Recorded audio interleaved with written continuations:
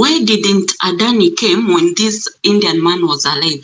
And when he died is when we... Let me read something someone has just sent me. They say when... it's a very interesting thing. They say, you can mute your mic.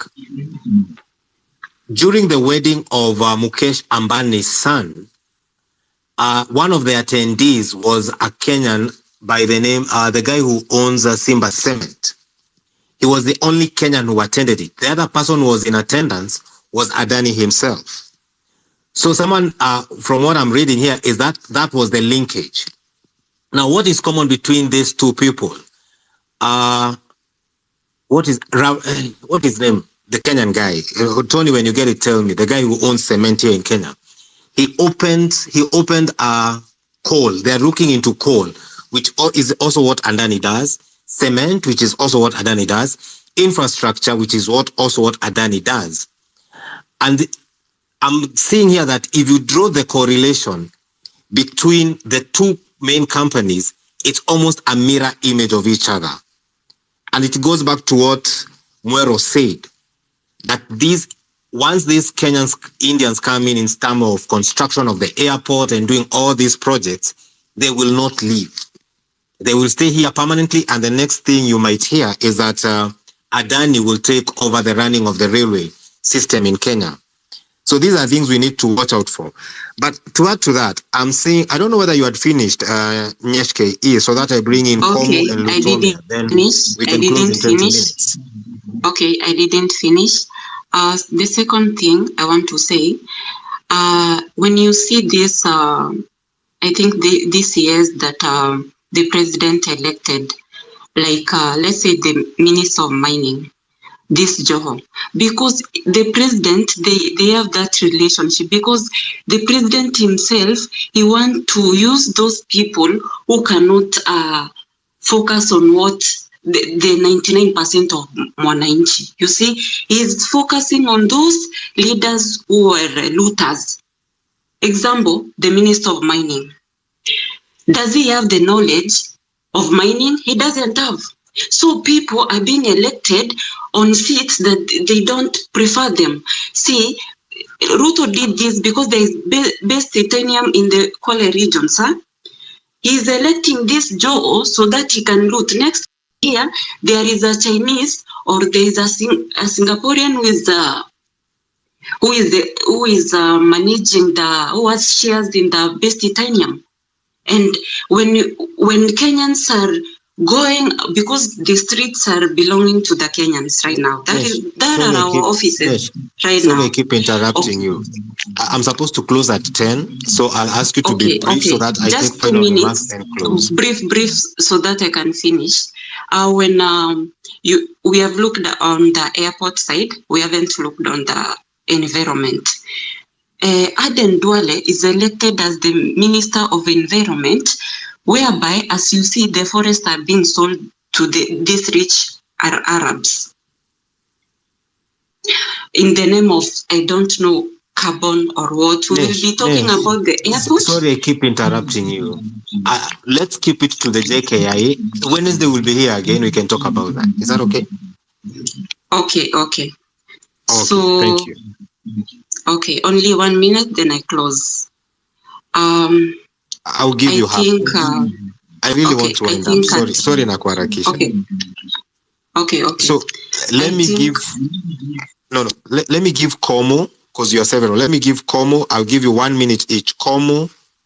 There's this guy who has his name in Arab. Then Lutomia 1 minute. Then I'll give Ndegwa to close. Ndegwa, then Tony. Then we close the space up. So Komu. Okay, thank you. I hope I'm being heard by everyone. Good evening to all. My name is Komu Gitonga, and first of all, let me say, in Kenya right now, we are living in a scam. Let's just generally accept that Kenya, the place that we are in right currently, it's just a scam. So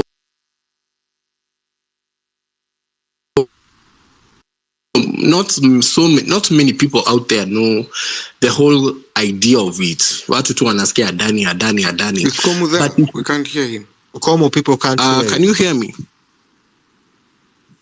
Hello. I can hear you.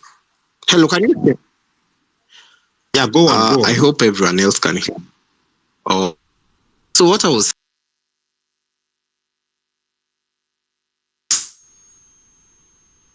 because we have a household, right? Because out there is no public project. Como, There is any public. Como, check your internet Hear connection. me You seem now. to be breaking a lot. No, check your internet connection. Then I'll bring you back. Can you?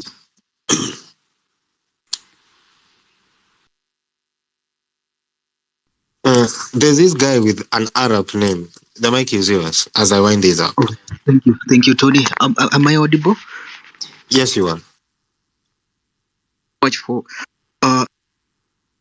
on here, and we're trying to know about all this that is going on. A good evening, good morning, and a good afternoon from wherever you are, guys. Asante sana kwa kukuja space, guys. This is what I want to say in my 1 minute.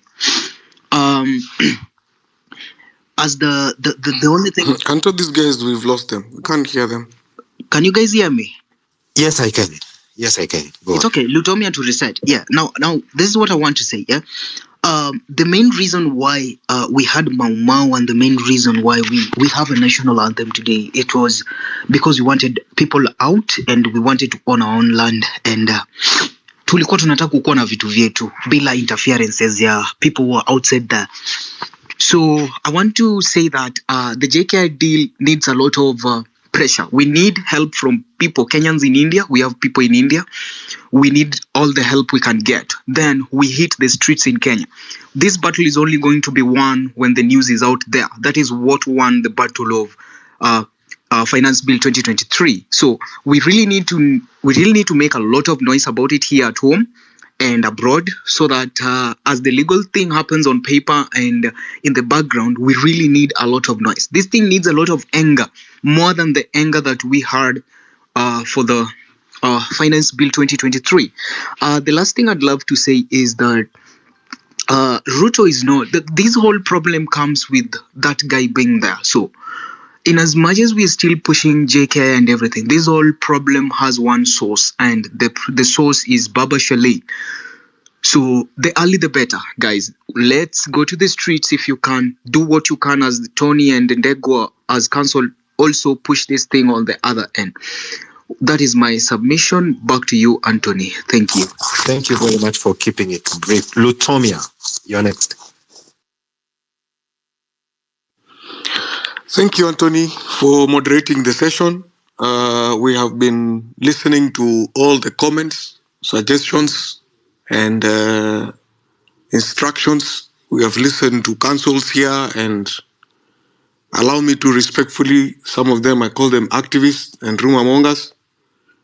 But at the end of the day, we are patriots. We are Kenyans. Is it true that we are still the pride of Africa? Unless we are lying to ourselves, we are losing that tag that we've maintained in Africa. The project is worth it. It is timely. And it needs to start like yesterday. We understand the concerns that are there, but at the same time, fear, we cannot play postponement, and we can't play politics, asset. So all the rumors put together, plus our brothers and sisters who are away, I pray that you come back and face the reality here on the ground. You can set up inquiries, lawsuits the way we want, which is good, but I think you can't stop it. This is something that needs to move. We have a sober government. We have sober technocrats. We have people who are patriotic, serving in government, and they mean well for this nation. This is a conversation that can't stop today. Today has been a room for those that are against or those that are poking holes to the project. Anthony, please bring this same topic back and give us time to now explain and separate chaff from wheat, separate fiction from facts, because all of us are here and we know that this is a project that is worth to have started yesterday and to be launched tomorrow. I rest my case. Thank you, Lutomia. I'll look into what you've suggested. If people from the government can come and give their 2 cents on why they chose this direction, we'll be very happy to have them. Now, Muero, you're the second last. Then we get the final remarks from Degwa and Tony. Then we can close it up. Yeah, thank you. I let me just make a comment, to respond to the previous speaker. So Adani, if you read this deal on page 77, this is what they're promising. They're saying they're going to bring in expertise, innovation, and a commitment to excellence, and they'll deliver value and quality above expectation and sustainability. Well, in my opinion, Kenyans are fully capable and competent and qualified to deliver the same thing. The financial goal or investment, they're saying they're only going to invest $2.5 billion. Okay, that is peanuts. $2.5 billion is only 313 Kenya shillings. Okay, so since you're talking about facts, get on the KRA revenue website and just take a note. In just 1 year, Kenya's revenue has grown by 11%, and we have collected 2.4 trillion Kenya shillings revenue from Kenyans. Okay? So if you're somebody that understands numbers and mathematics, you can easily realize that if you multiply that 2.4 trillion by 30 years, that this Adani group is pledging to invest only 2.5 billion $2.5 or 313 billion Kenya shillings. If you do the math, you realize we can easily afford to do this ourselves. We don't need deals with external people. We are fully capable of doing this. So the only explanation and rationale, if you're somebody that believes that if you have issues in your own home, you'd rather bring an outsider to help you solve your issues because you're completely incompetent and incapable of solving your own problems, I disagree. We have the funds, we can afford it. They're going to do they're planning on doing this in 3 phases. Phase 1, phase 2, phase 3. Kenya can afford phase 1 by itself. Just do the math, you realize. You don't need to strike deals like this unless they're for personal gain. Anyway, I'm very upset. Okay, go ahead. I'm done. Thank you, Anthony. Thank you. Degwa, you're next. And then Tony. Anthony, just Lutomia. Thank you, Anthony. Just before. No, we are not going to allow this. Degwa, Anthony, can you let Degwa be gone? Yeah. Degwa, go on. Thank you, Anthony. I cannot agree more with the submissions made on this platform and on this space. At least we are doing what JKIA is not able to stop us from doing. He thought that we shall engage our brains on the streets alone, but we are engaging our brains on the spaces where he cannot fight us with his bullets and with his water cannons. I've just had someone called Mount Kilimanjaro, who says and who endorses the proposal by Tony about the petition and says that Mweru 22 must be included as a technical person in this particular petition. It tells you the majority of the Kenyans who are identifying with our cause and people who are feeling that something must be done. It is we who shall do that thing that must be done, irrespective of the cost that it will attract, be it financial, be it psychological or social, or whatever cost that must attract. A price must be paid to redeem this country. If we do not pay this price, as and when we are called to foot the bill, as we are now being invited, it's our children who shall pay this deal. My son, Degwanjiro Jr., is now 10 years old. My second born is 4 years. My last born is 6 months. It means by the time they are getting to adulthood, Adan will still be at the airport. He will still be passing through and being processed by Adani. Why? Because their daddy failed. So if I fail to take actions today, I'll be failing my 10 years old Dekwajiro Jr. I'll be failing my Modoniwa, Moisio. I'll be failing my young daughter. We must take actions, and actions must be taken now. Any moment we waste in our delay will only be or tantamount to saying that we are entertaining and identifying with Zakayo. And let Anani know that Zakayo, upon taking Zakayo to Sugoi, or upon taking Zakayo to Kamiti, we shall be on his case. So we are putting him on notice that buyer beware, caveat emptor, that this is our property, we shall fight for it with our bloods. My grandfather, who was a Mau Mau, was involved akienda kuchimba hiyo airport ikijengwa during the time of colonization, when they were being taken to detention camp. My grandfather dug that airport. Those people who do not have that history. Hiyo airport ilichimbwa na mikono za watu. Hakukuwa na caterpillar, hakukuwa na excavators. Our grandfathers are the ones who fought and who chimbed that thing, that ground. They are the ones who leveled. They are the ones who put in place the runway. We shall not allow Adani to run away with the blood or with the blood of our grandfather. I am ready, I am able, I am willing. I've just spoken to my senior, Kibe Mungai, who is the patron of the Mount Kenya jurist. And he says that I get Tony's number. We plan for a meeting on Friday so that we can get these things done. And if things are not done and done urgently, this country will go to the ICU. It's not the time to take the tranquilizing drugs anymore. We do not want painkillers anymore. We want real and real-time solutions. And it shall be offered by us, irrespective of the consequences. And I know they are here, they are listening to this conversation, but they better be put on notice that even San Abacha was there, Mobutu Sese Seko was there, and so many of them came and went, and we shall protect our sovereignty.